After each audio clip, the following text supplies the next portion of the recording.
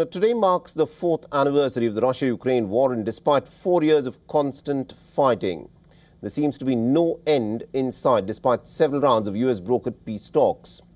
Now, Russia and Ukraine are not holding their missiles and drones back, and the Russian President Vladimir Putin has just issued a new rallying cry.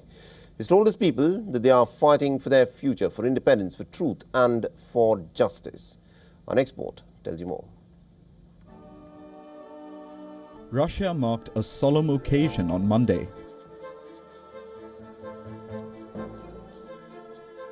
On the eve of the 4th anniversary of the war, Russia honored its soldiers and veterans.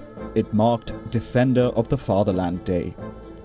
After paying his respects at the tomb of the fallen soldier, Russian President Vladimir Putin addressed his country.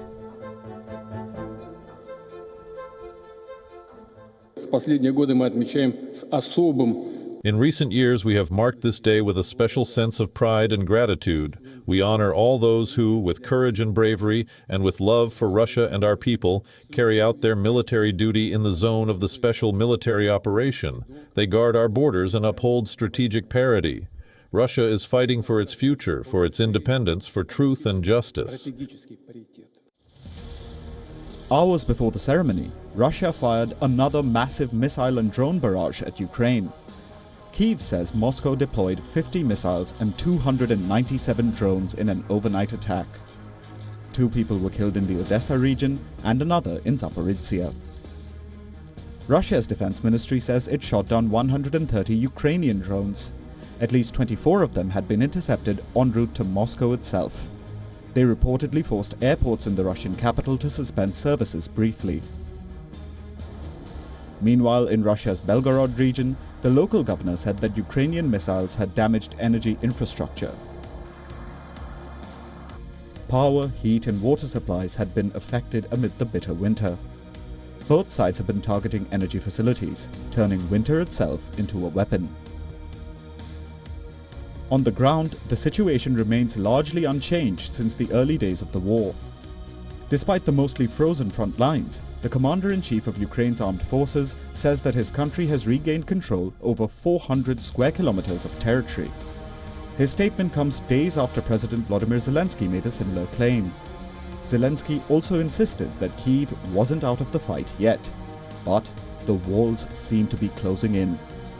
Ukraine's European allies wanted to pass another round of sanctions against Russia, but they are being held back by Hungary.